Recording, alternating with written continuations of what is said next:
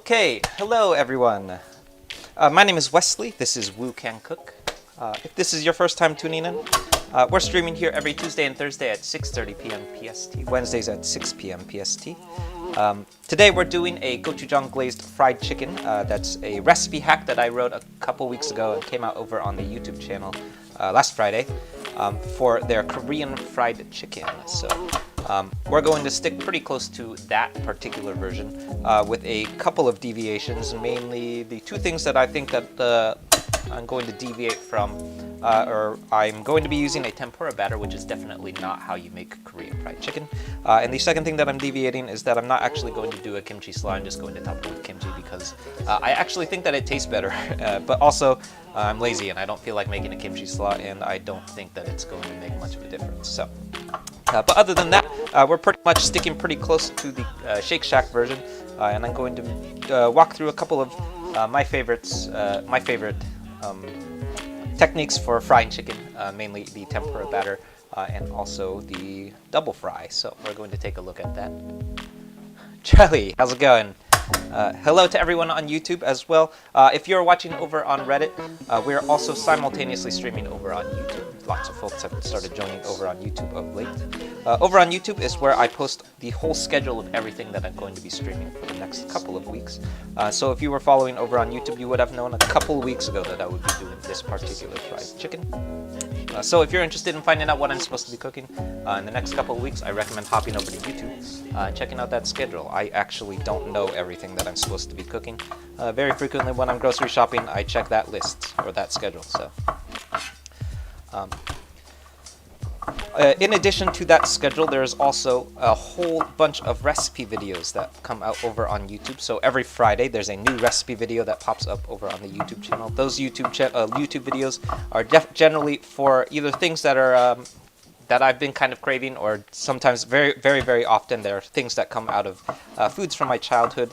Today, we're actually tackling one of the requests that lots of folks have been asking me to do, which is a Korean fried chicken. I saw a couple of weeks ago that Shake Shack came out with a Korean fried chicken burger, or like, yeah, sandwich, I guess. So I kind of jumped on that as an opportunity to just like make an excuse to make Korean fried chicken. So we're going to take a look at that. We're going to be doing it with a gochujang glaze, which is probably the most iconic way to do Korean fried chicken. Definitely, a Korean fried chicken does not generally have a tempura batter. Obviously, tempura batters come from Japanese frying. But I actually think that it creates one of the more crispy fried chickens that I have come across, especially if you're doing it in a glaze, which is to say if you are glazing it in a wok fry. So it's a technique that I use a lot when I do some of the hacks that I do for like Panda Express recipes, or things like honey sesame chicken, General Tso's chicken. Those things I use tempura batters quite a bit because I find that the wet batter, a wet batter like a tempura batter, withstands that wok fry that you do a little bit better than other fries. So we're going to be taking a look at that today. So if you have any questions, feel free to drop your questions in the comments. I don't know everything about fried chicken or Korean food or anything. I don't know everything about anything, but I know lots of stuff, so hopefully I can be helpful or informative, or at the very least, fun to watch. Alright, so as with a lot, or pretty much everything that I cook now, I'm starting off with some crushed and minced garlic, followed by some finely minced ginger. So the reason that we start off with these two elements so frequently is because they work really well as the basis of umami. So if you're coming across anything that's coming together in Chinese food, Korean food very often, Japanese food super often, Thai food, really anything, in my mind, anything that comes together in a wok, or really anything that deals heavily in umami flavors, garlic and ginger work really well as our first two elements. And that's because they're sort of like the baseline of where umami is going to start in our dish today. So we're crushing up some garlic and then fine mincing some ginger here, and these are going to be the very first two things that go into our wok fry before we start anything else. And that's going to kind of like set the stage for our umami as we build on top of it.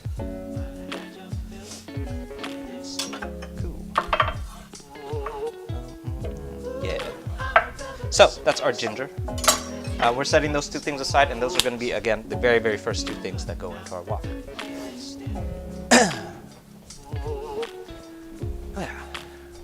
right, next up, these are some green onions. You'll notice that my green onions look kind of haggard today. That's because they came from my garden.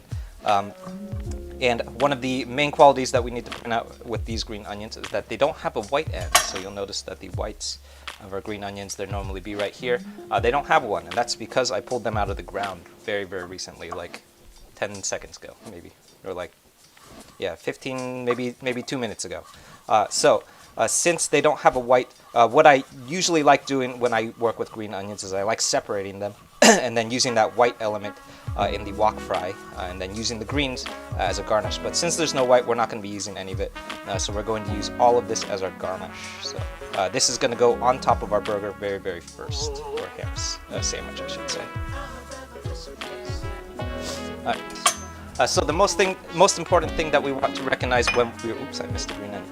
The most important thing that we want to recognize when we're working with green onions, especially if we're using them as garnishes, is that they're not going to be cooked at all. So since they're not going to be cooked at all, that means one very, very important thing for food safety is that this would probably be the only thing where we need to be very, very careful about food safety. So we want to make sure that these chives, or green onions in this case, don't come anywhere near our raw meats, so that makes sure that we don't have cross-contamination. So I don't worry about cross-contamination that often because I don't work in a commercial kitchen and I don't really care that much. But the one thing that I do worry about is if I'm working with something that's not going to get cooked, that means that there won't be any cook heat to kill off bacteria. So things like salmonella, all of those things are terrible things that we want to not eat. So we don't want to ingest that kind of stuff. All of those things have a good ability to die off when you cook them, but if we're not going to be cooking things, we want to make sure that it doesn't come anywhere near our garnishes. Excuse me while I reset a camera again.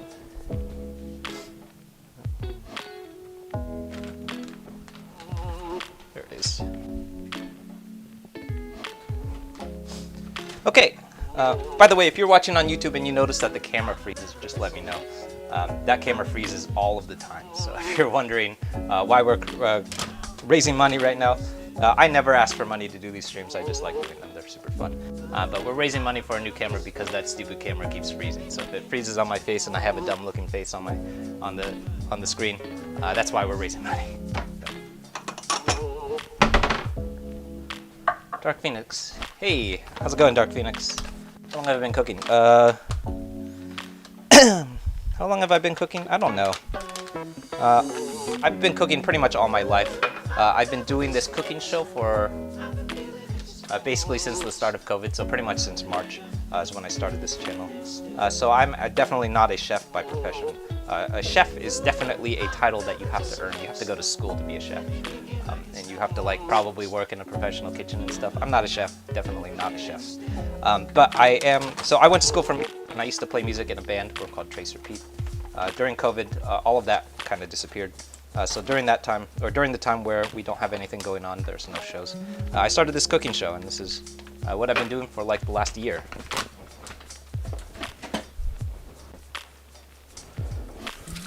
Yeah, as long as you rinse off your chives and green onions, you'll generally be good to go. Probably what I'm more concerned about today actually is that I caught a pigeon's nest next to my green onions today. So I'm being very careful to watch off the bird poop today because there were pigeons nesting in my green onions today, which is not cool. So I chased off a bunch of pigeons. Alright, so next up I'm chopping up some kimchi. So if you're following along, you'll know that the original Shake Shack Korean fried chicken does not use kimchi. What it actually uses is a kimchi slaw, which looks similar, but it actually contains a lot more cabbage. I'm not going to do that today because of two things. Probably the number one thing is I just don't feel like doing it. A kimchi slaw is kind of a lot of work. It's kind of a whole different thing. And I just don't feel like doing it. But also, I actually, because I have now made this recipe before, can say with certainty that it tastes better with kimchi. Rather than a kimchi slaw, I think that the aggressive flavor and that real forwardness of kimchi is really, really important to this burger. Because without this kimchi, if we just had kimchi slaw going on, it would be really, really bland. So we don't want to do that. We want to just use straight up kimchi. What I am doing though is I'm chopping it a little bit finer than the kimchi actually is. So I went ahead and gave it a rough chop, and that's going to give it a little bit less of a chew, so we won't have to fight it when we're biting through the chicken. What did I play? Yeah, I played. So I play guitar. I sing. I play bass. Learning the drums. Lately, I've been producing beats. So if you're wondering, all of the beats that play underneath my voiceovers in these videos, and all of the beats in all of the recipe videos and the gift recipes, pretty much any beat that you've ever heard associated with Woo Can Cook, is a beat that I produced. And those are all on the sister channel, which is called Woo Cooks Beats. So that would be the music channel at the bottom of the screen, I think. Yeah, I think it's at the bottom of the screen. So. But yeah, I used to play a lot of guitar, and now there's no more music, so I cook stuff. It's lots of fun. All right. So next up, I'm setting up a station here for a tempura batter, or really an egg wash first.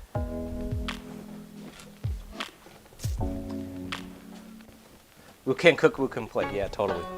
Hello to everyone just joining. I should keep introducing myself. My name is Wesley. This is Woo Can Cook. If this is your first time tuning into one of these streams, today we're streaming every Tuesday and Thursday at 6:30 p.m. and Wednesdays at 6 p.m. PST with new recipe videos that are coming up over on the YouTube channel every Friday. So if you were watching over on Friday, there's a whole bunch of if you were watching over on YouTube, you would know that there was a whole bunch of recipe videos that pop up over on that YouTube channel, and pretty much everything that I cook on these streams is associated to a recipe video that I'm probably cooking. So today we're cooking a recipe that I had written that's hacking the Shake Shack Korean fried chicken sandwich, which is really just like a reason to make Korean fried chicken, because the Shake Shack Korean fried chicken sandwich is really just Korean fried chicken slapped in between two buns. So that's essentially what we're doing today. But there is also a whole bunch of other recipes going on over there, including the recipe for the fried chicken that we're making today. So we're going to be running through a couple of fundamentals behind fried chicken, a number of my favorite fundamentals mainly. We're going to be touching on the double fry technique as well as the tempura batter. So we're going to be touching on those two things.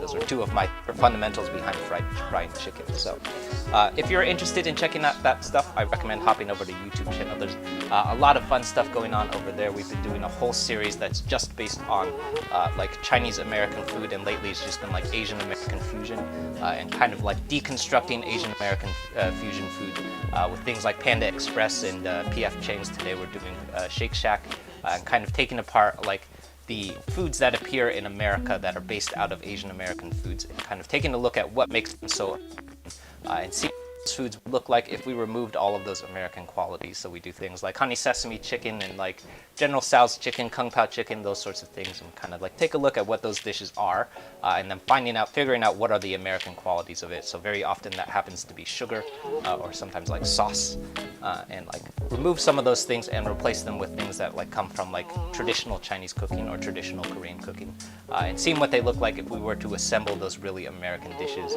as traditional food. So that's really fun to do with things like honey sesame chicken, because those things are like not really Chinese at all. They're really just like American food. So there's a whole series dedicated to that. There's another series that's entirely dedicated to just reproducing foods from TV. There's a whole different series that's dedicated to reproducing foods from restaurants in the San Francisco, Oakland Bay area. Also super, super fun. So if you're interested in stuff like that, I recommend hopping over to YouTube, checking some of that stuff out. What am I doing? Okay. Next up, well, there's a whole bunch of airtime. Thank you everyone for the airtime. That's super cool. I usually run out of airtime on Reddit, but if I don't run, since I'm not running out of airtime, we can take a little bit more time. Next up, what I'm doing is, so I'm putting together my tempura batter here. So you'll notice that we have 3 separate bowls. When you do a tempura batter, very, very important to start with 3 separate bowls, because a tempura batter starts with egg whites.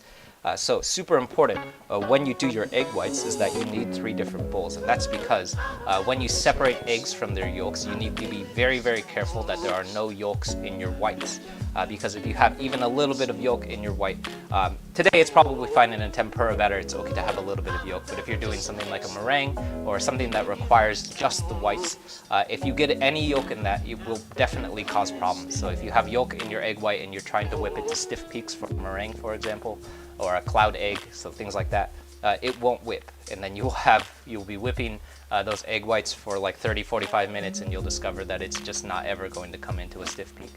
because you have yolks in your egg whites. So super important, we need 3 separate bowls. And what we're going to do is we're going to crack the egg over one bowl.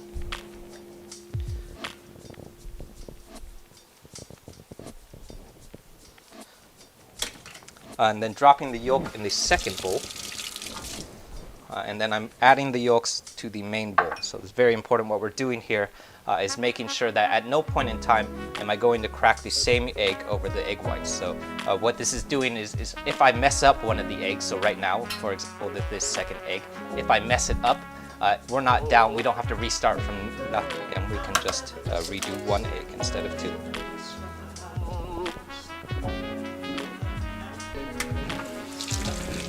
So those are our egg whites. That's our egg yolks. We're probably going to set this aside.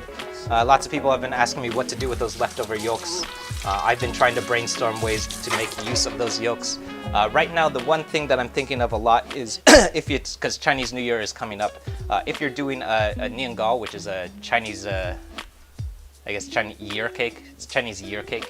It's the dessert that you eat on Chinese New Year. These yolks super important. You can throw them, and I would add maybe 1 more egg with 2 egg yolks, and then you can whisk it up, and then coat the niangao in these yolks, and that's what you should use it for. But that is really the only thing that I can think of. Other than that, the other thing that I use yolks for actually is a carbonara. But definitely, if you're Chinese New Year, since Chinese New Year is coming up, that's the one thing that I would recommend super often, is using those yolks for that. Smoky. All right, so next up for our tempura batter, you'll notice that a tempura batter is pretty simple. The next 3 things we're adding 3 equal parts of is cornstarch, flour, and water. And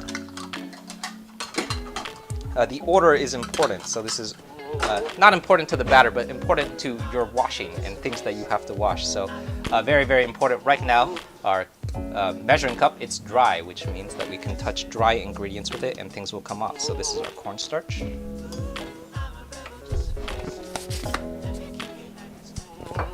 Followed by another 1/4 cup of flour. And then finally a 1/4 cup of water. So you'll notice that I am very specifically adding that 1/4 cup of water last. So what's happening is that once this cup is wet, if we try and put flour into it, everything is going to stick to this cup because the cup is wet. So when you are measuring out dry and wet ingredients, always measure those dry ingredients first. Otherwise, that measuring cup is going to be super difficult to wash because you're going to have flour stuck to it.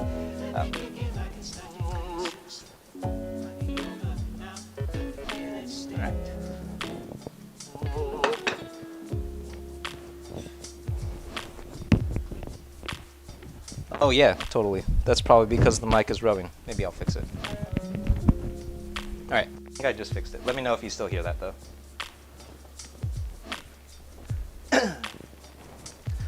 Alright, next up I'm adding a pinch of kosher salt to this. And that is it. So, tempura batter, very, very simple. I think like the big difference that stands out to me is that a tempura batter is super, super different from most other forms of chicken breading. So very, very often, especially in like Southern fried chicken or Kentucky fried chicken, stuff like that, you will see 2 separate batter bowls. So you'll see on one side will be some eggs, so like an egg wash, and then on the other side you'll see your dry ingredients. So it will be like flour, sometimes cornstarch, things like that. So we want to separate those 2 things apart. Very frequently in those types of fries, you'll see those 2 things separated, and then one side it will be coated in egg, and then we'll add the next thing to the other side. So there's an egg wash, and then we're coating it in the dry. In a tempura batter, everything just gets added into one spot, so that gives us wet batter as opposed to a dry batter. Still scratchy. Okay, maybe let's fix this. Let me restart the mics.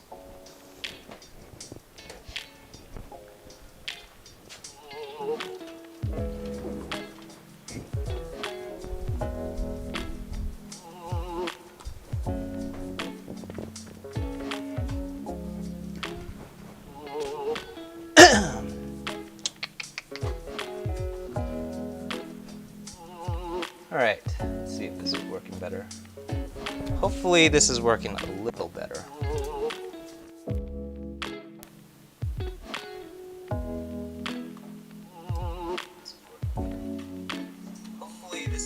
Yeah, I think that's better. GME to the moon. Yeah, everyone trying to jump on that GameStop. What you should really be doing is jumping on AMC though. All right, so that is our tempura batter. Let me know if it's still scratchy. I think it should be better now.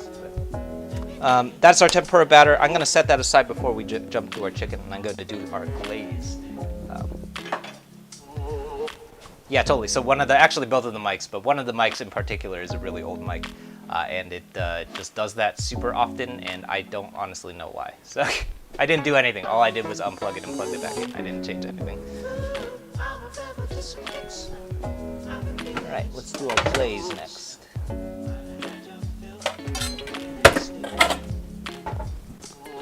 AMC is a bust, yeah. Okay. What's the brand of chef knife? Yeah, lots of people ask me about this knife. I only have so much airtime that I can talk about it. So this knife is a vintage chef's knife, a French chef's knife called a Père Noir. I think you can actually... not really. You can almost see the engraving. But it's a French chef's knife called the Père Noir Nugent.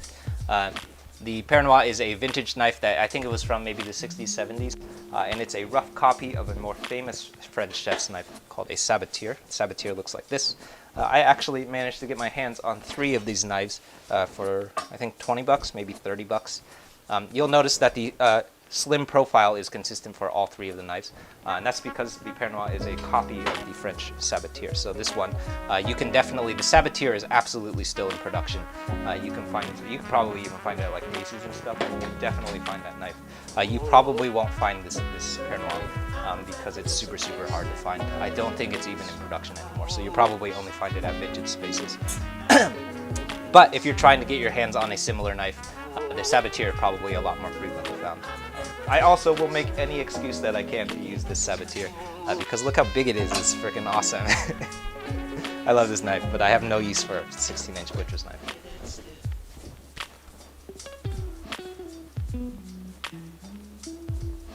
Oh yeah, you can't. So you use a lot of fresh ingredients, but after moving to the US, you can't fry fresh anything.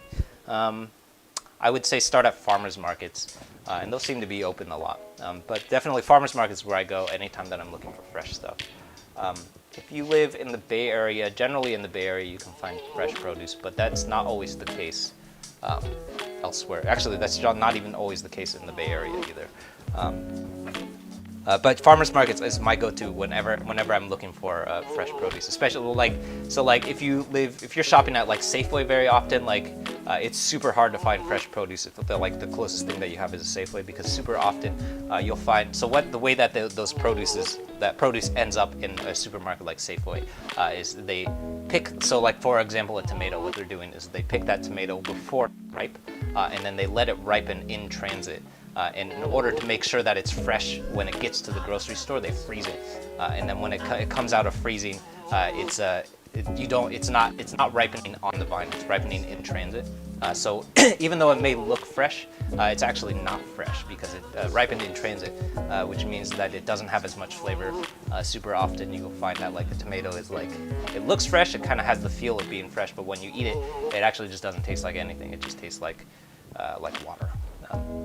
So tomato probably the biggest culprit of that, but super often I come across a similar problem with other produces all the time, but that's probably the biggest one for me. Yeah.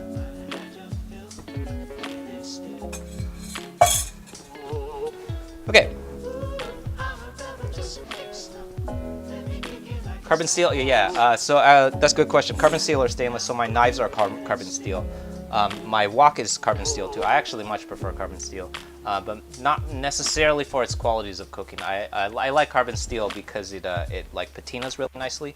So you'll notice that these knives, they have this really nice patina going on, so it kind of looks like rust, but it's actually not rust. It's just a showing of a wear. So it shows that the knife has like aged and worn a little bit, whereas stainless steel won't wear at all. That's what makes stainless steel so stainless, is that nothing happens to it. Over time, you could use a stainless steel pan for 100 years and it will still look shiny. So I love carbon steel because it ages. It ages naturally, and that's super interesting. It also is super, super durable. So. All right, so moving on to our glaze, I'm just going to start with, so we're paying attention to here is I'm putting together my glaze in a bowl, separate first off. What we're paying attention to right now is a couple of things. We want to make sure that we don't add too much liquid to our glaze, because if we add too much liquid, it won't adhere to the chicken as well. And the second thing that we want to pay attention to is that we don't add too much oil to the liquid. So mainly in this case, that's going to be sesame oil. Both of those things are going to cause our glaze to not adhere to the chicken super well. So we want to be super careful about how much of both of those things that we add here. That's 4 tablespoons of soy sauce, and that is also going to be the bulk of our liquid ingredients. So next up is 2 tablespoons of rice vinegar and 1 tablespoon of sesame oil. So if you're paying attention, those are the 3 things that are going to cause problems in a glaze, because they're going to cause the glaze to not adhere to the chicken super well. So the next couple of things that we're adding are going to be the things that cause that are going to help the chicken, the glaze adhere to the chicken. So those are going to be super, super important. So going in order, this is going to be 2 tablespoons of honey. This is probably going to take a long time. Well, maybe not.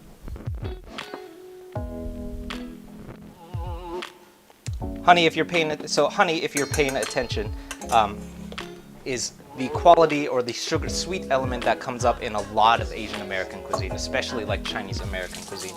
So I find myself using honey in like all kinds of Panda Express hacks. So like definitely the honey sesame chicken, but also like the General Tso's chicken, orange chicken, Beijing beef. All of those things, they all contain honey, and that's because that's the like iconic use of sweetness that comes up in Chinese American food a lot. And I think it's going to be super, super important to this glaze too. Next up is 2 tablespoons of sweet chili sauce. So when I hack Chinese American or really like Asian American dishes, I love substituting a little bit of that honey for a little bit of sweet chili sauce. Yeah, I need more honey, so that's a great point. So what I love doing is removing some of that honey and replacing it with a couple other things. So the main thing that I'm replacing it with today is sweet chili sauce, which falls under like a very, very similar category of sweetness, but it is a little bit more complex in flavor, and it's not just like that straight ahead sugar that comes from honey.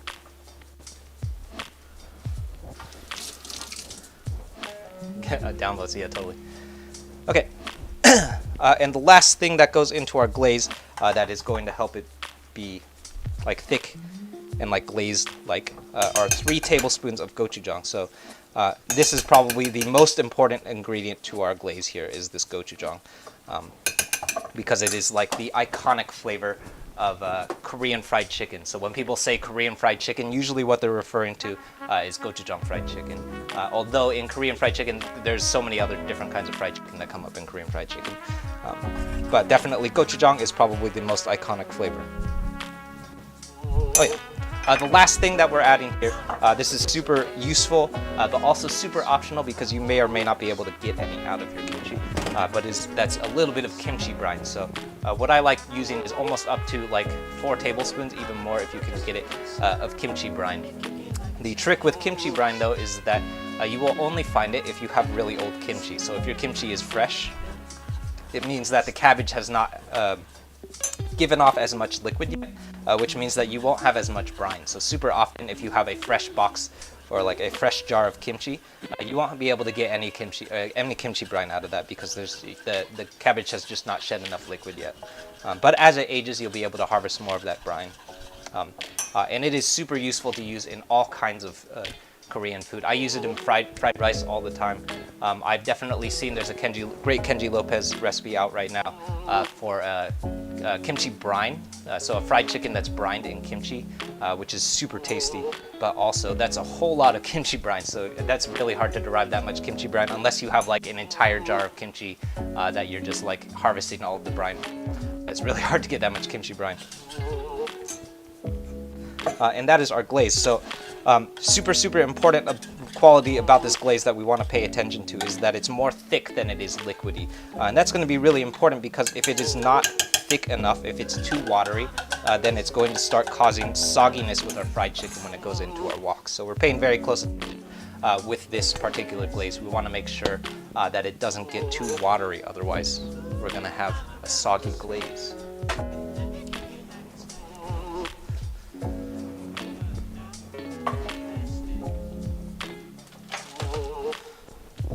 All right. Indo-Chinese food. Yeah, I haven't tried that. I would mess with that though. All right. Hello to everyone just joining. My name is Wesley. This is Wu Can Cook. If this is your first time tuning in, we're here streaming every Tuesday and Thursday at 6:30 p.m. PST, Wednesdays at 6 p.m. PST. Today we're doing a Korean fried chicken that's from a hack recipe that I wrote a couple days ago that came out over on the YouTube channel on Friday for the Shake Shack Korean fried chicken. We were hacking the Korean fried chicken dish that just came out on Shake Shack's menu. I think that came out a couple weeks ago. Mainly what I'm doing is just using it as an opportunity to make some Korean fried chicken, which lots of people have been asking me to do, so that's going to be super fun. If you haven't yet, definitely hop over to the YouTube channel and check all of that stuff out. There's a whole bunch of new recipes popping up over there of late, including the recipe for this particular fried chicken. So every Friday there's a new recipe video that pops up over on the YouTube channel. Those recipes are usually the things that I'm cooking on live stream. So super often, if you're watching something that I'm cooking on live stream, you will see me cooking it. You will find the recipe video for what I'm cooking over on the YouTube channel. So, in addition to all of those recipes, that's also where the whole schedule of everything that I'm going to be streaming also lives. So if you are interested in finding out what I'm supposed to be cooking within the next couple of weeks, you can definitely hop over to YouTube and check out that schedule. So if you were watching over on YouTube, you would have known a couple weeks ago that I would be cooking this. Alright. What else am I supposed to say? I think that's it. Definitely, if you have any questions, feel free to keep dropping your questions in the chat. I don't know everything about fried chicken, but I know lots of stuff, so hopefully it can be helpful or entertaining to watch at the very least. Alright, so today we're going with some chicken thigh here. So this is also, by the way, the second spot where we're deviating from the Shake Shack recipe here. And that's because the Shake Shack recipe calls for chicken breast, which I have a couple of theories as to why it calls for chicken breast, none of which I think are really appropriate. I don't think that you should ever be frying chicken with chicken breast unless you have two of the reasons that come up a lot when I see recipes that are hacked from, or recipes that come from like big box restaurants like Shake Shack. So I think I might make the argument that a lot of those recipes, especially, so what I'm referring to are like a lot of the recipes that I've hacked already. So a lot of the things that come from Panda Express, so the honey sesame chicken, the General Tso's chicken, orange chicken, string bean chicken, kung pao chicken, this particular dish, so the Shake Shack Korean fried chicken, all of these things, they call for chicken breast, and I have a theory as to why. You might make the argument that the use of chicken breast, because chicken breast has less fat and therefore has less moisture in it, so when you deep fry it, it doesn't shed as much liquid, which might help you create a more crispy fried chicken. That kind of makes a little bit of sense, but I actually, after like comparing and contrasting them a lot, have discovered that it really doesn't make that much of a difference. And I think that the big reason why those restaurants use chicken breast instead of chicken thigh is because there's this misnomer that people think that just because it is chicken breast is that it's going to be healthier, which is absolutely not true. You're already eating fried chicken. It doesn't make a difference. It's already unhealthy. So what I think is that the reason that they're using chicken breast instead of chicken thigh is so that it's for marketing purposes, so that people will eat it and think that it's healthier, which is not true. So today I'm going to be using chicken thigh because it contains a lot more fat, and it's going to be a lot more tasty because it has all of that extra fat in it.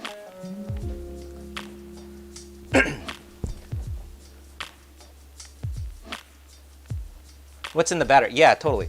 So this is a tempura batter that I just finished assembling.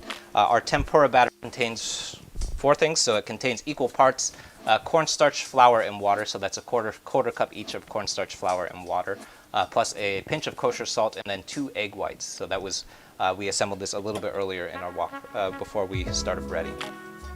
But super simple tempura batter.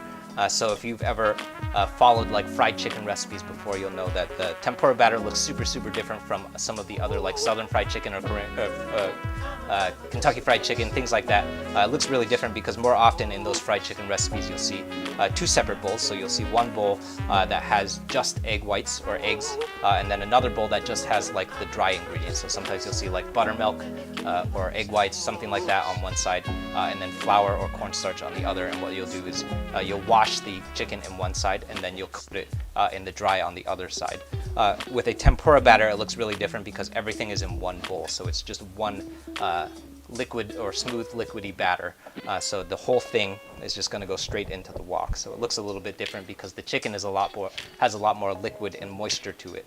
But what's going to happen is because it has so much egg white in it, is that as soon as it hits that fryer oil, it's going to start puffing up a lot, and that's the quality of tempura that you're probably most familiar with if you've ever had like tempura shrimp or like tempura veggies or anything that's done in a tempura batter. It's a really puffy and like fluffy fry.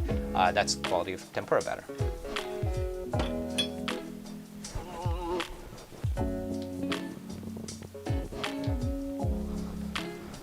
All right, so over on the stove, I have my wok. It's heating up some fryer oil right now. We're going for 350 degrees. My thermometer is broken. Yeah, I might have broken this thermometer already. Kind of sucks. Yeah, well, if anyone knows a good candy thermometer brand, this is the 3rd thermometer that I've busted. Idiot galore, that's a great username. Yeah, glad you enjoyed the stream. Definitely hop over to the YouTube channel too, if you haven't already, and check out those recipes. Lots of fun recipes coming up soon. I'm gonna make it somewhere. Yeah, thanks Mayaka. Alright, so over on the stove, I have my fryer oil heating up. We're looking for 375 degrees. I like to actually aim for 350 in the fryer oil, but I also like to overshoot that temperature a little bit, especially on the first fry, because I know that once the chicken hits that oil, the temperature is also going to quickly start dropping. So I like to overshoot the temperature a little bit to accommodate for the fact that there's going to be rapid temperature change as soon as our chicken gets into the wok here. Martin Yan, yeah, Aiden. Yan Can Cook. So if you're watching this series, if you're watching this channel and you're wondering where the namesake comes from, this whole channel is a namesake for the Martin Yan series. It's a PBS series that used to air on PBS in the 90s called Yan Can Cook. And his tagline was Yan Can Cook, so can you, which is where the tagline for the subscriber box at the top comes from. So. Alright, so over on the wok, I have my oil. We're right at temperature here, I think. And I'm dropping my chicken in. I'm going to go 2 at a time here. We want to be very careful not to overload our wok though, because we don't want our temperatures to drop too quickly. So we're paying attention to the temperature of our wok, and we're making sure that we don't lose too much heat. Today, we're going to be double frying our chicken though, which means that the first fry has one purpose, and it's actually not to cook the chicken. The purpose of our first fry is to pull some moisture out of the chicken. So what's going to happen on this first fry, it's only going to go for maybe a minute or 2, and then we're going to pull it out and we're going to let it rest for about a minute or maybe like 3-4 minutes.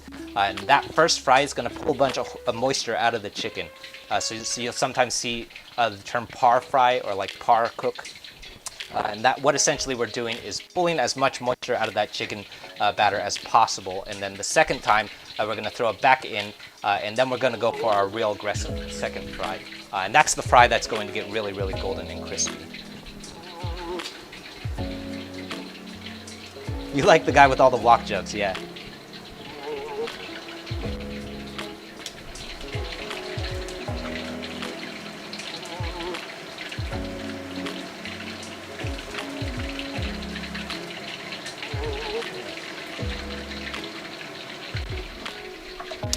So we're gonna let that chicken go for a little bit longer, probably another minute. We're looking for a very light golden brown. We don't want to overcook it because we're really just going for the par cook at this point. What am I frying in? Yeah, today I'm frying in, this is vegetable oil. Yeah, today I'm frying in, actually it's grapeseed oil, that's what I'm cooking in. You can use really any kind of high heat neutral oil. So canola oil, I fried in canola oil, vegetable oil, grapeseed oil, all of those things will work just fine. As long as it has two qualities, as long as it's neutral and as long as it comes up to temperature. So the main things that we don't want to use are probably, I wouldn't use olive oil because olive oil doesn't have a high heat, high smoke point. So if you try and deep fry in olive oil, it will probably just burn. And then you're going to impart the flavor of burnt olive to your fried chicken. The other thing that I don't like frying in, this is maybe not consistently true, but I don't like frying in peanut oil because peanut oil is very biased. So if you fry your fried chicken in peanut oil, probably what your fried chicken is going to end up tasting like peanut, which sometimes is okay. In this case, it might actually be okay, but I actually don't like using peanut oil for fries.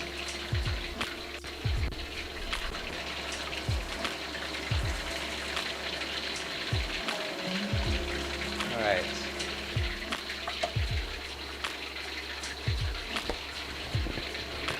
Okay, so we're gonna give that maybe another 30 seconds.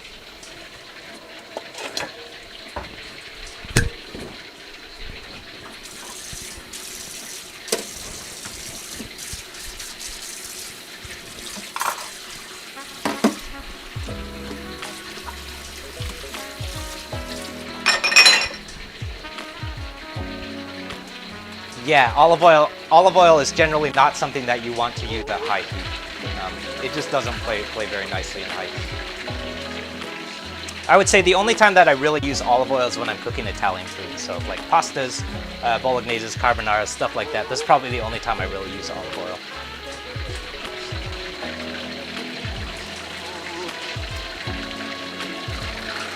All right, so I'm pulling my chicken out for the first fry. You'll notice that my chicken is very, very pale yellow. So real quick, we can take a look.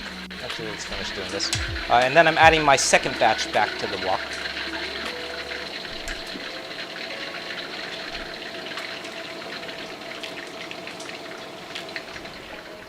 All right, so real quick, we can take a look at our fried chicken here. It actually looks a little bit darker on this camera because there's a nice contrast setting. But you'll notice that the chicken is actually pretty pale, and that's very, very intentional. Our chicken is definitely not done cooking yet, so what we're looking for here is not a crispy fried chicken. What we're actually just looking for right now is to pull as much of that moisture out of the fried chicken as possible. So I'm actually going to set these down on some paper towels. And that's also going to help us pull some of that moisture out. So what we're going for right now is just pulling some of that moisture out of the chicken, especially with a chicken thigh. There's a lot of moisture in chicken thigh, so we want to pull as much of that moisture as possible out. And then what we're going to do is we're going to add it back to the fry oil after it comes back up to temperature, and we're going to fry it at a little bit higher heat, so we're going to put it back into the fryer at 400 degrees. And then we're going to get a super, super crispy fried chicken on the second fry because there's no moisture left in the chicken to create soggy fried chicken. So if we were to take a look at the chicken right now, it's pretty tender, a little bit soggy. Generally, the quality of fried chicken that we don't want is super, super soggy, kind of like stew-like. But that's okay because it's not done cooking, so super useful. I love the double fry method. This comes from a Kenji Lopez method that he calls double fry. And it is probably one of the best solutions that I have come across to getting a super, super crunchy fried chicken. Yeah, what do they coat it in? Yeah, so today we're doing, this is a tempura batter, so it's equal parts cornstarch, flour, and water, plus a pinch of salt and a little bit, 2 egg whites. So the 2 egg whites, super, super important to a tempura batter because it is what causes the fried chicken to puff up. So that's what creates the puffiness in our batter.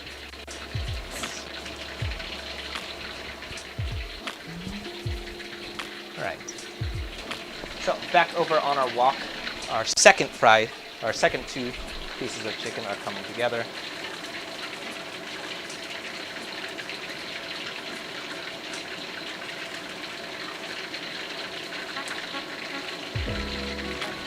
And just like our first batch, we're not looking for a deep golden brown at this point. What we're really just looking for is all of that moisture to get pulled out.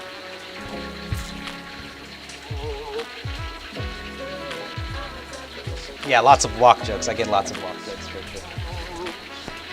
All right, so while that's going, hello everyone again. My name is Wesley. This is Woo Can Cook. Today we're doing a Korean fried chicken that's based off of a recipe hack that I wrote for a dish from Shake Shack. So if you live here in America, you might have come across that. It also debuted on their menu a couple weeks ago, so pretty recently. So I used it as an opportunity to make some Korean fried chicken. So the version that we're making today is going to have a heavy a heavy gochujang glaze to it, which is one of my favorite things about Korean fried chicken. It is also not the only way to make Korean fried chicken, but it is definitely one of the qualities that we most commonly associate with Korean fried chicken. All right, so I've just pulled my second batch of chicken out, and I'm adding my first batch back to the chicken fry, and we're going for our second fry here, and this is going to be the fry where we start looking for that deep golden brown.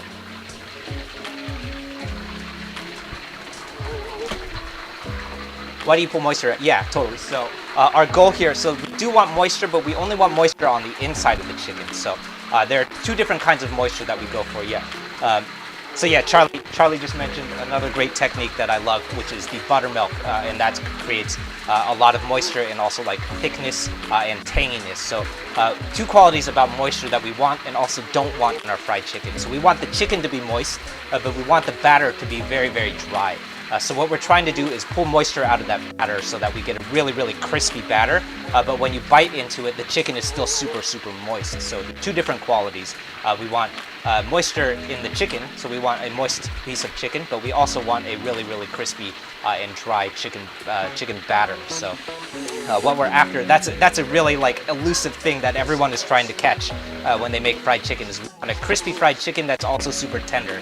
And that like everything that you do in a chicken fry is in the effort of getting to that quality. So we're getting super, super crispy chicken, but also super, super tender. So yeah, so Charlie's talking about using yogurt or buttermilk. That's another really great technique that lots of people use, is that buttermilk helps create some of that like tanginess, but also helps reduce moisture. All of those are like some of the iconic qualities so I think buttermilk comes up a lot in Southern fried chicken, so I see that used a lot in just like KFC, stuff like that, is use of buttermilk.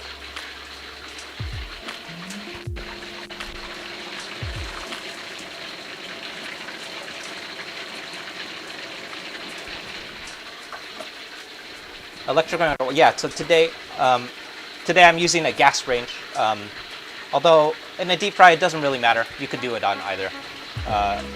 Because in a deep fry, all you're really looking for is consistent temperature.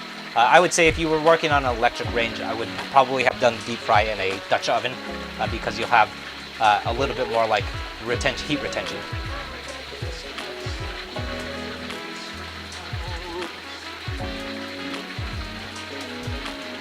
Yeah, totally.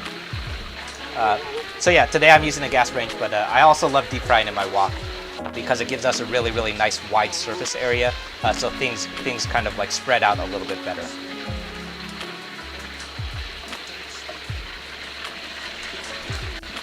All right, what was I saying? Oh yeah.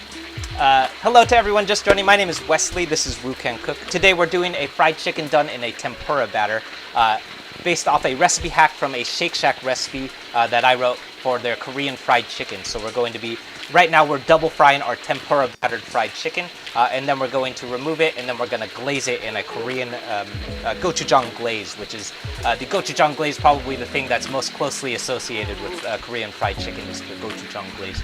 Although there are many different kinds of Korean fried chicken glazes, not all of which use gochujang.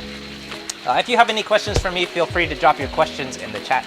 I don't know everything about frying chicken, but I know lots of stuff, so hopefully I can be helpful or informative, or at the very least entertaining to watch.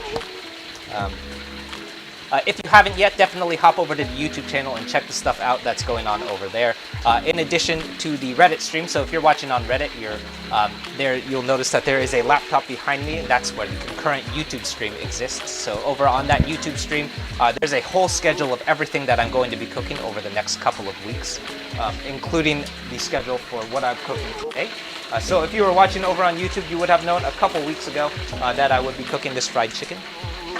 So if you're interested in finding out what I'm going to be cooking next, definitely hop over to the YouTube channel and check out that schedule, because there's lots of fun stuff going on over there. In addition to that schedule, there's also the whole list of recipes for everything that I cook on live stream. So if you've caught one of these streams before, pretty much everything that I cook on stream is for a recipe video that I have published over on the YouTube channel. So the recipe for this particular fried chicken came out over on the YouTube channel last Friday, and that was for a Gochujang Korean fried chicken glaze, which lives over on YouTube. So if you're interested in reproducing some of the things that I'm cooking, definitely hop over to YouTube, check some of that stuff out.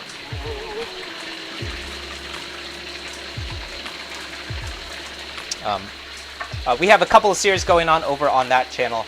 There's a whole series dedicated to just reproducing recipe hacks from like Asian American cuisine. So today's part of that series is the Korean fried chicken that comes up in Shake Shack, which is here in America.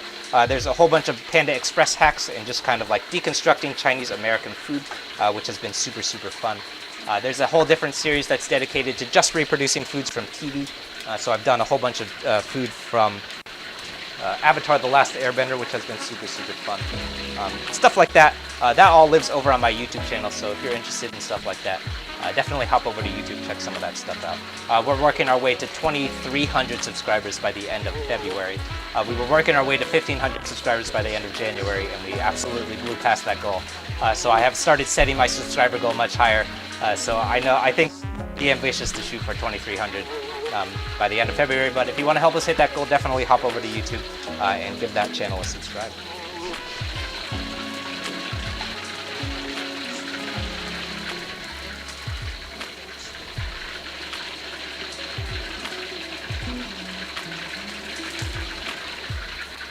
Alright, so I'm pulling my first batch of fried chicken out of the fryer. But before we do anything, especially if you're not familiar with frying chicken, or super familiar by doing this by touch, we want to check the temperature inside. We're looking for 165, which is right on the nail for us. So our fried chicken, first batch, looking really, really great. And I'm going to go ahead and add my second batch of chicken back to the fryer. So real quick, actually, we could take a look at the differences in quality here. So you'll notice that our first batch of chicken, so I'm going to set these side by side so you can take a look. Our first batch of chicken, very, very pale, so this is our first fry. And this would be our second fry, so you'll notice we have a deep golden brown to our second batch of chicken. That's coming from the second fry, which we did on much higher heat, so that was done on a 400-degree oil fry.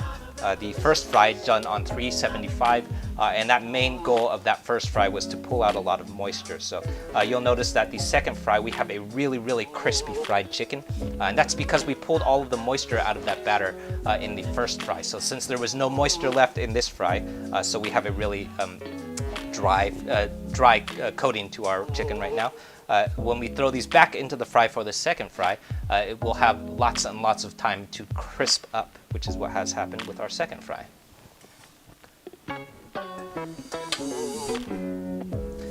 So I love doing the double fry technique for frying chicken because it gives you some of the crispiest fried chicken that I have ever come across. It also requires that you fry the chicken twice though, so it takes a little bit more time, but I guarantee that it's worth it.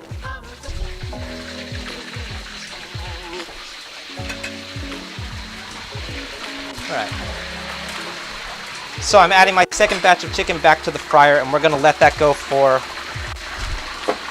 about 5 minutes in order to come together.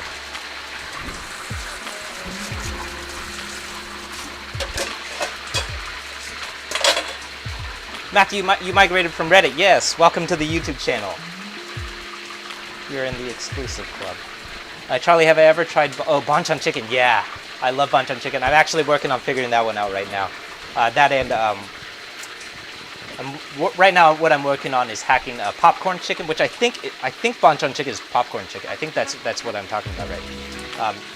Which is like really chicken. Popcorn chicken is basically just like chicken nuggets, but like not McDonald's chicken nuggets. So right now I'm working.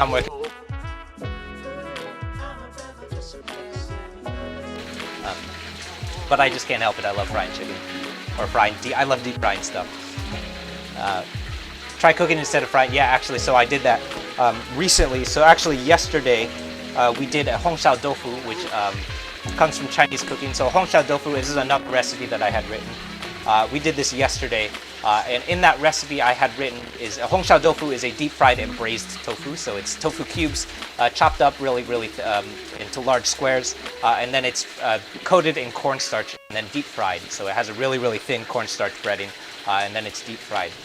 But there's also a second and probably maybe even more common way of approaching hongxiao tofu, which is seared and just braised. So I did that approach yesterday, which is really interesting. Essentially what we did is instead of deep frying it, I approached it how you would approach a Mongolian beef. And essentially what I did was I coated it in a thick layer of cornstarch.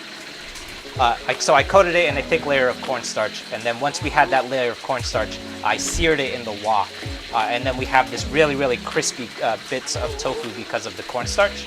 And that gets you something pretty similar to a deep fry, but you don't have to do the deep fry, and it's a lot healthier because you don't use as much oil.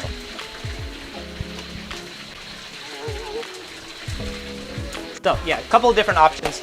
Definitely, if you don't want to do your deep frying, you can absolutely, there are definitely many different other approaches.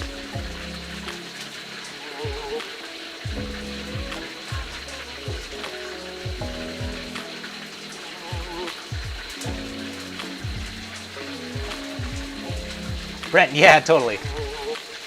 Oh yeah, deep fried tofu. Yeah, Brent. So Brent, I think is Brent, I think you're vegetarian, right? I'm pretty sure you're vegetarian. But yeah, that's what I'm working on right now, and those are actually probably most of the spice blends that I'm considering for popcorn chicken, which is going to be super tasty. Can it be done in an air fryer?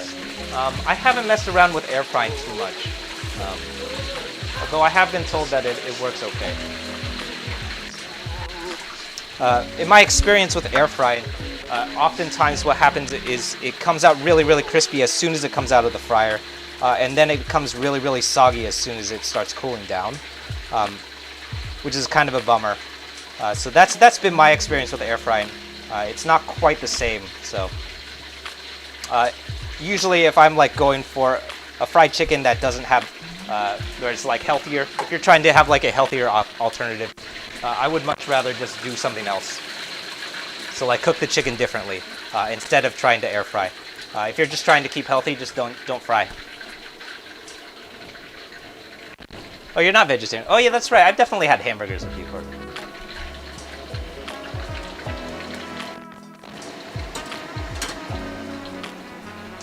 All right, so that's our fry. All right, next step, very important, very carefully. Fryer oil is really dangerous because fryer oil is really hot. We want to pour this oil out very carefully. Do not spill your fryer oil, or dangerous and painful oil burns will happen.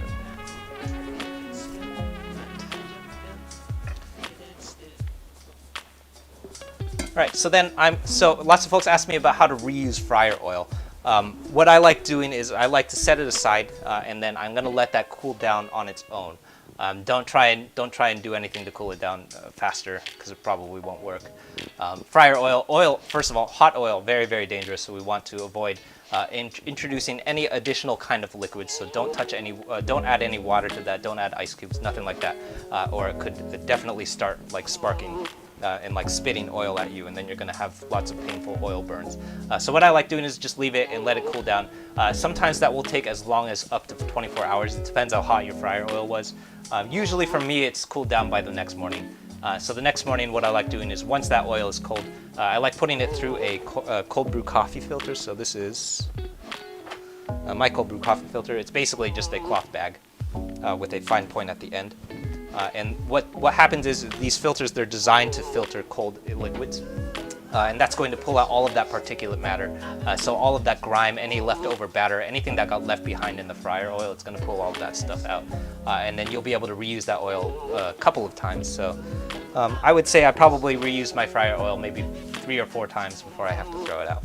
Probably you should change it more frequently than that. But you can definitely reuse your fryer oil at least 2 or 3 times before throwing it out.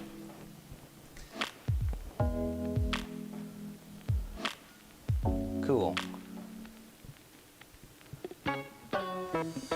Oh yeah, okay. Bonjang chicken. Yeah, I have to do more. I'm pretty sure is it chicken wings? I can't remember. There's so many different kinds of fried chicken. All right. Yeah, you need one of these thermometers. Yeah, so I was super stoked about this thermometer, but I think it just broke. So I don't think you can see this.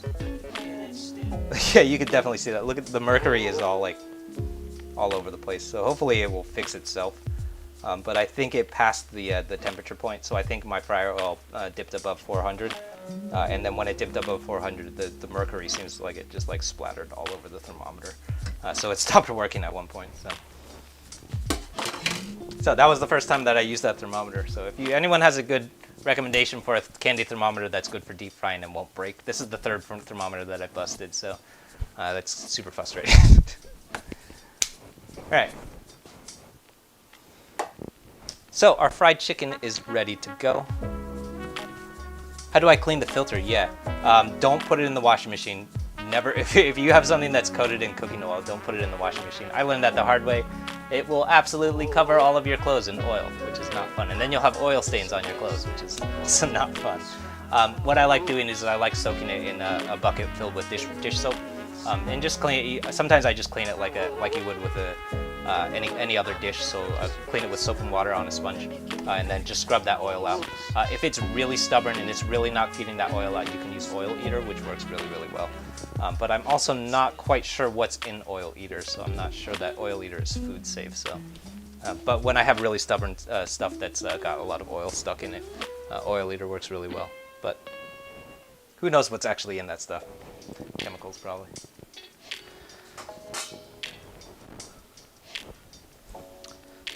Yeah, one of the laser ones. That might be my next go-to. What I like doing, I like having thermometers that have so I like having a good heads-up display on my fryer oil. So I like to be knowledgeable about how hot my fryer oil is at all times. So I like to have a thermometer that's in the fryer oil. But every time that I've tried that, the thermometer just melts, which is kind of a bummer. Kevin, you came here from Reddit. Yeah, cool. Welcome to the YouTube channel. So lots of folks migrating over from Reddit today, which is super fun. Also, thanks for all the airtime. We have over 2 hours of airtime. We might be able to spin for, I don't think I'm going to spin for a full 2 hours, but we'll have lots of stuff going on. Oh, you know what I forgot to do? I'm sorry, I forgot to do my fries.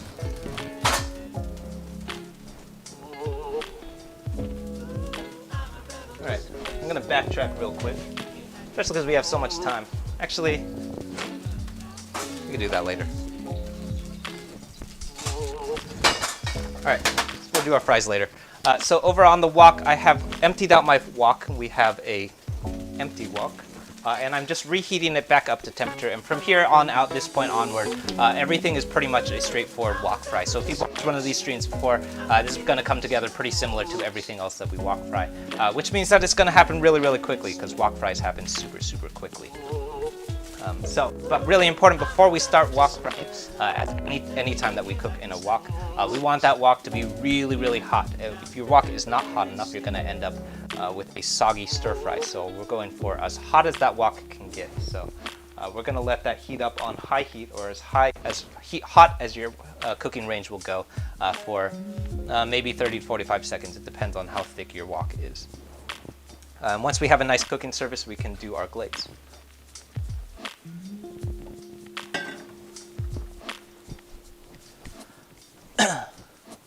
What does gochujang taste like? Yeah. So gochujang, this is gochujang. Oops. So this is our gochujang. Gochujang comes from Korean cuisine, and it has a adjacent an adjacent paste that comes up in a number of different Asian cultures. So in Chinese food, the adjacent paste that you will find a lot is dobanjang. In Japanese food, you will find miso paste.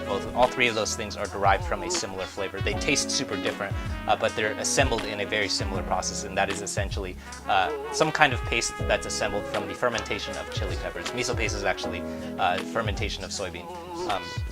But all three are assembled from the fermentation of some kind of bean or chili, which means that they all derive a very similar type of umami. So it's very, very aggressive. It's very, very concentrated in flavor. And gochujang, it has a couple of qualities because it's derived from the fermentation of chili. Is that it's very, very spicy, and it's also very, very sweet because it has a lot of sugar in, which makes it really, really good for a glaze. So because it's so concentrated, it also makes it really great for a glaze because it's going to be really, really thick too. That also means that since it's so concentrated, when you use gochujang, use that stuff super sparingly because it will absolutely overpower anything that you're cooking. Today is the first time that I have ever used 3 tablespoons of gochujang in anything. And that's because it's in the glaze itself, so it's going to be where all of the thickness comes from. But in pretty much every other stir fry that I have ever made, I don't think I've ever used more than maybe 1 or 1.5 tablespoons of gochujang, maybe 2 tablespoons at most. But that stuff is so concentrated. If you use too much of it, it will absolutely get overpowering. But the last thing that I want to mention about gochujang is since they're all derived from these similar qualities, you can absolutely sub them for each other. It won't taste the same, but you can get pretty close though. So definitely gochujang and dobanjang, you can absolutely use those 2 things interchangeably. So I have used gochujang in mapo tofu a lot, which comes from Chinese food. I have also used dobanjang in kimchi fried rice, or not kimchi fried rice, kimchi pancake. I've used dobanjang all the time. And they come together pretty similarly. I think dobanjang doesn't have quite as much sweetness and is not quite as thick as gochujang, but otherwise it's pretty similar. Miso paste is a little bit harder to sub, but you can absolutely do it if you use something to replace some of that heat or the spiciness that you get from the gochujang. Yeah, don't air fry, just make something else, or just cook it differently. I have never liked that approach of trying to make healthy, unhealthy food. If fried chicken is unhealthy and not the kind of food, if it's not healthy enough for you, just cook it differently. Grill some chicken. You could easily make this gochujang fried chicken in a grilled chicken. That would be just as easy to do. Probably would not be as tasty, but it would be totally doable. Right, so over on our wok, we have all of this smoke coming off of our wok already, which means that we have a nice hot wok. And I'm adding just a little bit of oil. We want to be careful, again, about how much oil we introduce to our wok fry here. This is super important. If you introduce too much wok at this stage, it will definitely cause problems for that glaze to adhere to your chicken. So we're being very careful. Normally at this stage, very frequently you will see me adding 4 or 5 tablespoons of oil. That was a very small amount of oil there. That was maybe 2 tablespoons of oil, maybe even less. And we're starting with our aromatics. This is our garlic and ginger going in first. We're just giving this a head start. We're looking for some aromatic qualities from our garlic and ginger. So you use your nose at this point. When you start smelling garlic and ginger, you're ready to move on. That usually for me is about 10 to 15 seconds. Some glaze.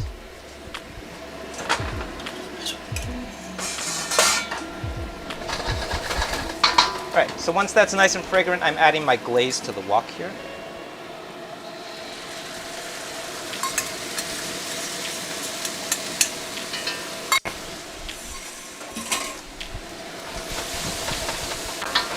Followed by half of my chicken. So I'm going to add 2 out of 4 of my fried chicken here. Actually, I think we could add all of them.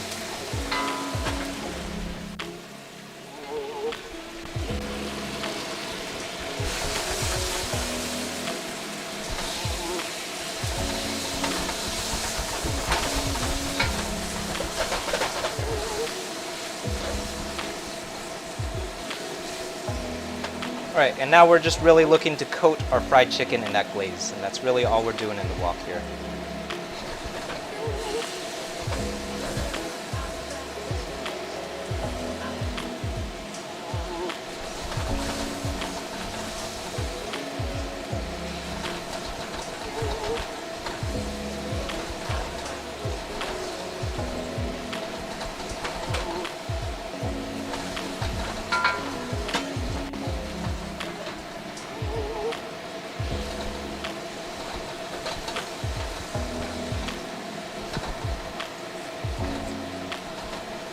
All right.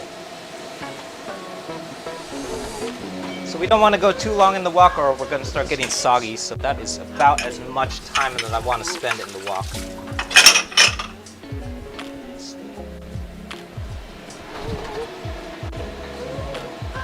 Really what I'm looking for at this point is just making sure that our chicken is fully coated in that glaze.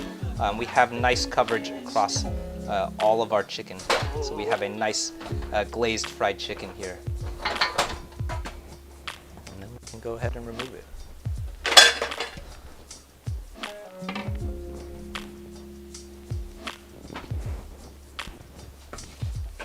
Yeah, totally. So we want to be, Matthew, that's a good point.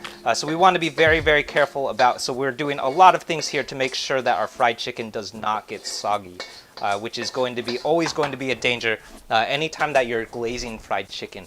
Is because essentially what you're doing is introducing a bunch of moisture to a crispy fried chicken. So we want to be careful very specifically about spending too much time in the wok there. Otherwise, if it goes on for too long, you're going to have a kind of like a soggy fried chicken. I think we pulled it just in time. I think we have a nice crispy fried chicken still. All right, so one more thing before we go over and start plating this up. We're going to do one last thing that we want to do. So let's do our fries first. All right, so when I did this recipe, I got lazy at the very end. I didn't feel like making French fries, so I just used crinkle cut frozen fries. But also, it's true to the original recipe. Shake Shack's notorious for having really shitty fries, so we're using frozen crinkle cut fries, and that is absolutely the type of fry that Shake Shack uses. So we're definitely on brand here.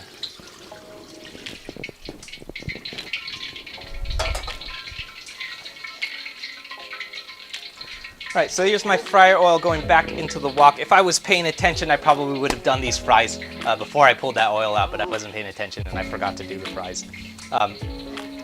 Super, super useful. If you're deep frying and you're making fries, I don't know about everyone else's experience with frozen French fries, but usually when I make frozen French fries, they come out really, really soggy and like kind of bland and tasteless. But I've discovered that if you have a fryer oil on your stovetop already, and you just throw some frozen fries in there, they actually come out pretty good because it's deep fried. So very useful. Final step to do before you move on and start eating. Deep fry yourself some fries. And it will definitely be, at the very least, better than any kind of baked fry. Or if you've ever had like toasted French fries, those are all terrible.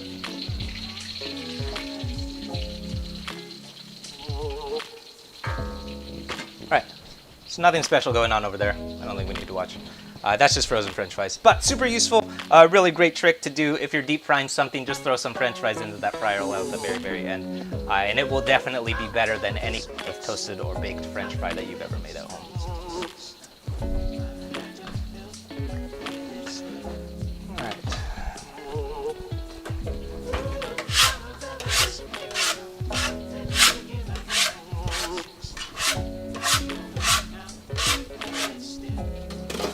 So we're going to let that go. These fries will probably take maybe 5 minutes, maybe a little bit less than that. While that's going, let's plate up. All right, so once again, I have very, very fresh hamburger buns that are here. These are literally, I got these at the bakery today. Not the bakery, but the corner store. So they're super fresh, so I'm actually not going to toast these.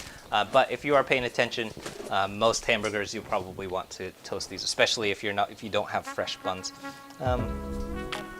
Yeah, it'll be fine. But definitely, if you're paying attention, the standard go-to is to toast those buns, especially if they're not fresh. I've been enjoying, because my hamburger buns have been super, super fresh lately, just not toasting them because they're super, super fresh. How many meals do I think I've cooked in that wok? Probably over 200 now. I think we're probably over 200. It's about 1.5 years old. So actually not as old as some of the, I've gone through a number of woks now at this point. I think I've had 3 different woks. My first wok was a non-stick wok, which I threw out because I hate non-stick. This is the reason why I hate non-stick woks. So if you ever tuned into one of these streams before, you'll have seen me talking shit about non-stick woks. I really, really hate non-stick woks. My first wok was a non-stick wok, or at least the first wok that I owned personally was a non-stick. And what you'll discover with non-stick woks is that you will always constantly be struggling to get hot temperatures in your wok. And that's because that non-stick Teflon coating is going to prevent the wok from getting hot at all. And this is really, really dumb because you absolutely need hot temperatures in a wok if you plan on doing any kind of wok cooking.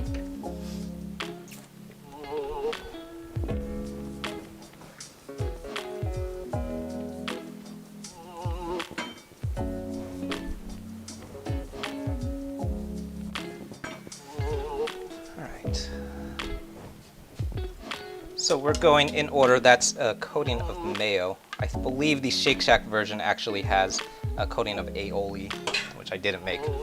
I think it's a kimchi aioli. Yeah, eventually you're just eating some Teflon. It's the worst. Next is some kimchi.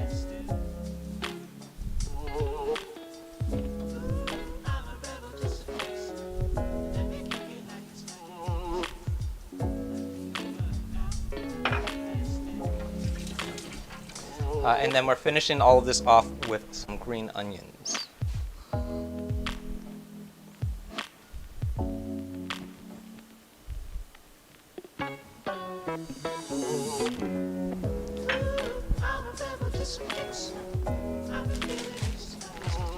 And last is a pinch of sesame seed. Now, lots of people think that you can't actually taste sesame seed. I actually think that you can absolutely taste the sesame. But mostly what you're deriving out of it is texture and presentation. But you also absolutely taste with your eyes and nose. So.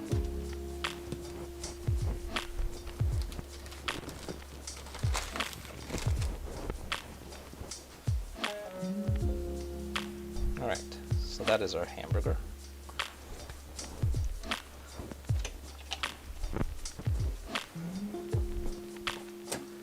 And then we're gonna wait for our fries. These fries, we can pop back over to the stove and watch these cook. The fries are going. I probably added too many French fries to our wok fry here. They're probably gonna take a little bit longer. They might come out a little bit soggy, but I didn't really care that much. What do I think the best wok for a starter is? Yeah. So it depends on what kind of burner you're cooking on. My wok is a round bottom wok. I would definitely not recommend it for your first wok because it is not very similar to any kind of frying pan. So I would say, especially if you're cooking on an electric top or an induction top especially, or generally if you don't have gas. Flat top or flat bottom woks work really, really well mostly because they simulate the real nature of what a frying pan looks like, because a frying pan has a heavy bottom and it's flat. So you cook in it and it will be pretty similar to how that frying pan acts and behaves. But it has also the large surface area that you need in order to cook in a wok. So it will still behave like a wok, but it will also be more familiar to you and it will feel a lot more similar and familiar to how you have been more accustomed to cooking in a frying pan. So really, really useful. If you've never cooked in a wok before, I started on a flat bottom wok.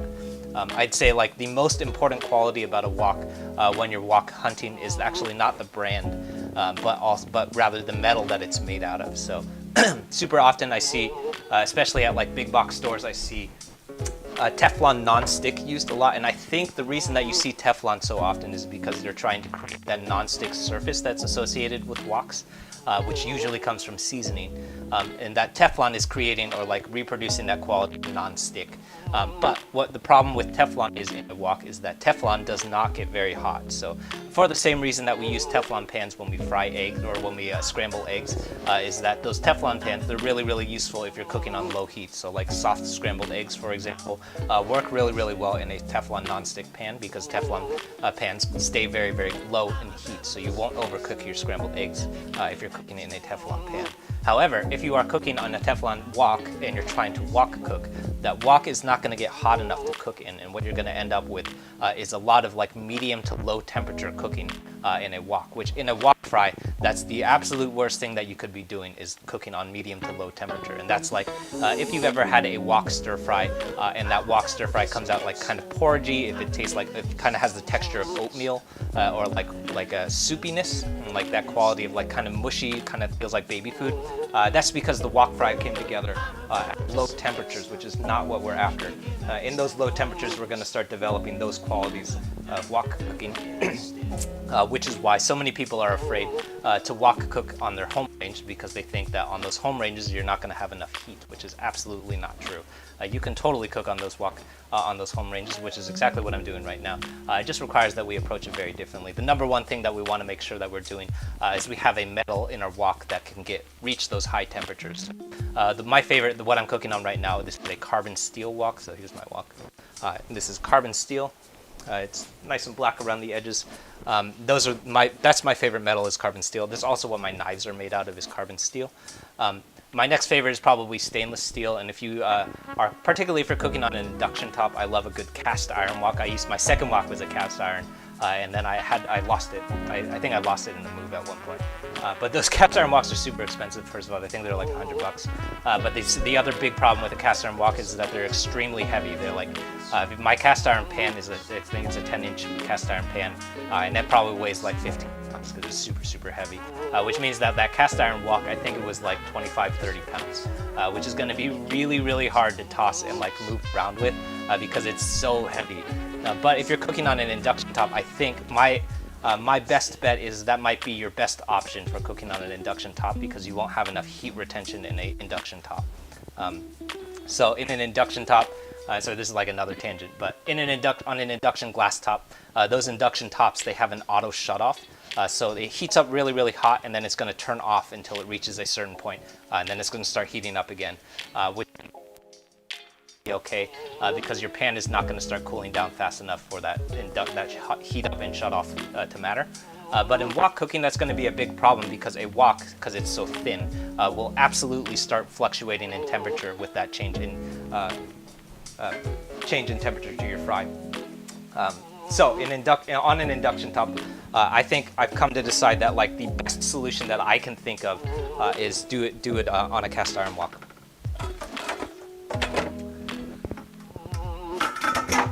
Sorry, Joseph, hopefully that answered your question. I know I just tangented the budget a bunch, but those are a couple of things that have been on my mind lately. All right, so let's plate up these fries.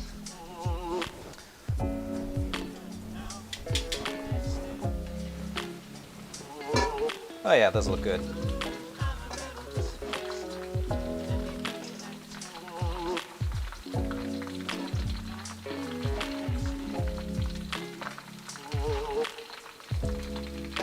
All right, you will notice that I am putting these fries into a comically large bowl. And that's specifically for a reason, so that we can toss them in salt. These bowls super, super useful. They're super wide and really useful in this situation, so that you can toss really well. There we go.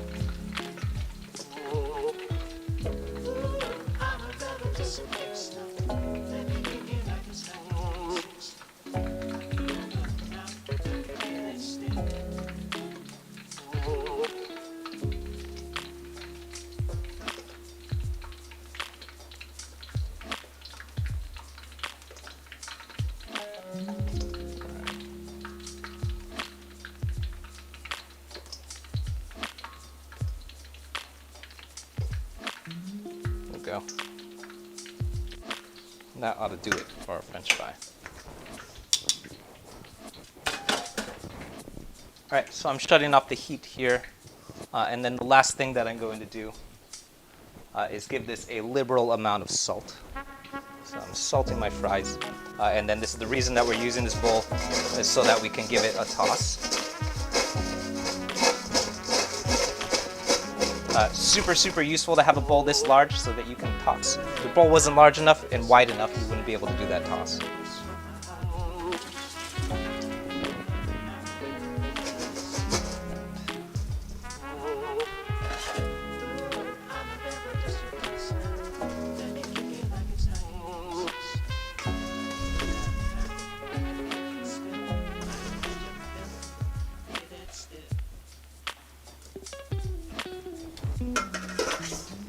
right, how to do it. Run out of the counter space.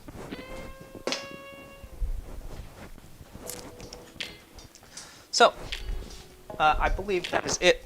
That is my hack to the Gochujang Korean fried chicken from Shake Shack. There are a couple of things that we deviated from. I think the main thing that we deviated from is that we use chicken thigh instead of chicken breast. If you're paying attention, I think that my biggest gripe with using chicken breast is that there's no real reason to use chicken breast other than lots of people think that it's going to be healthier because it has less fat technically. But I think that in generally any case where you're deep frying a piece of fried chicken, that chicken thigh is going to taste a lot better because it has more fat in it. So that's probably the main part where we deviated from. The other spot where we deviated from is that we used straight kimchi instead of a kimchi slaw. And I think that actually is going to give the kimchi or the whole sandwich a lot more flavors because that kimchi is going to be a more aggressive and forward flavor than that kimchi slaw, which is going to be a little bit more muted because it's going to be diluted with cabbage. So I actually think both of the things that I changed here are actually going to be better solutions. The real reason that I didn't do a kimchi slaw is because I didn't feel like doing it. It's just a lot of work. But I also think that after like going through this recipe a few times, it actually tastes better with kimchi instead of kimchi slaw. If you have any questions, feel free to drop your questions in the comments. I don't know everything about fried chicken, but I know lots of stuff, so hopefully I can be helpful or informative or at the very least fun to watch. If you haven't yet, definitely pop over and check that whole series out too. We are concurrently live streaming over on YouTube that's weird. We're concurrently live streaming every day on YouTube, so that's every Tuesday and Thursday at 6:30 p.m. PST, Wednesdays at 6 p.m. PST, and new recipes come out over on that YouTube channel every Friday. So this last Friday, the recipe for this gochujang fried chicken came over on the YouTube channel. There's a whole bunch of different foods that are popping up over on that series. So every Friday there's a new channel or a new recipe that comes out. Last Friday was this gochujang fried chicken. We've been adding to a whole series that I've been doing, reproducing like Asian American foods, especially Chinese American foods lately. So we did a couple of recipes from the Panda Express menu. So we did their General Tso's chicken, honey sesame chicken, kung pao chicken, the Beijing beef, which is my personal favorite because it's deep fried beef. Stuff like that, all that stuff is popping up over on that YouTube channel. That's a super fun series to do because it kind of like deconstructs a lot of the foods that are like iconically Chinese American. But not really that Chinese at all. It's mostly just American. So it's really interesting to deconstruct those cuisines and like take a look at what are the American qualities and what happens if you pull out some of those American qualities. So lots of times when I reproduce a Panda Express recipe, what I find myself doing is like for that second version when I'm trying to reproduce what like an authentic version of Chinese that dish might look like. Now what I find myself doing is pulling out a lot of that sugar and a lot of that like aggressive sauce that comes with Chinese American food, and then kind of reimagining a dish like a General Tso's chicken in the lens of like traditional Chinese food. So that's super fun to do. There's a whole bunch of recipes like that popping up over on YouTube, especially if you're interested in reproducing some of the things that I'm cooking yourself. Those recipes, they tend to move a little bit slower and a little bit easier to follow. There's also a written version that lives over on that channel as well. I'm working on a website right now that probably won't be done anytime soon. But once that website's up, there will be a whole list of final recipes. So if you're interested in stuff like that, I definitely recommend hopping over to YouTube and checking some of that content out. Yeah, I think that's it. If you have any questions for me, feel free to drop your questions in the comments. I will be here doing dishes. I will be turning the mic packs off, but I'll be here around and I can answer questions for sure. Spider basket for the strainer, yeah. I probably should have done that. Yeah, it'll be fine. Or you could just use a strainer. You did the soundtrack, yeah, totally. Yeah, that's the last thing that I'll mention is, so if you're interested in any of the music, so I know that Brent is watching. Brent is the drummer that plays in a band that I play in, which is called Trace Repeat, or is one of the drummers that plays with Trace Repeat. Brent is the drummer that is sampled on this track. All of the beats that you're listening to are beats that I wrote myself that all lives over on the sister YouTube channel, which is called Woo Cooks Beats. So if you're interested in checking some of that stuff out, that's popping up on Spotify actually. This Friday, so that track is popping up on Spotify this Friday. So if you're interested in finding that beat, you can find it this Friday. It also lives over on YouTube already. So lots of fun stuff coming up soon. All right. Paper towel to get the oil out. Yeah, you probably could do that. I honestly did slight edge. I honestly didn't pay much attention to the fries. I probably should have paid a little bit more attention.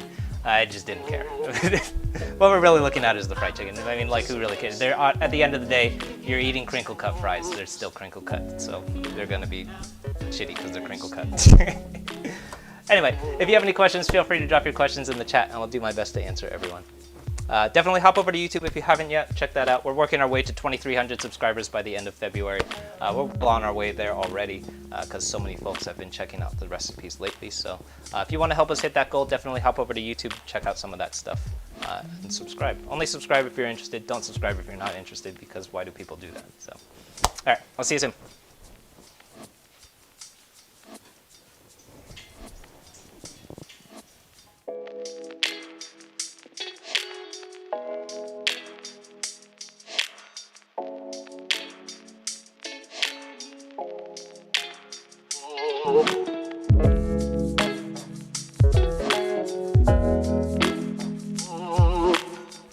Sorry, I forgot to take a bite. Everyone keeps asking me to take a bite, and I keep forgetting. Let's take a bite. Oh yeah, super, super crunchy. All right, I'll see you.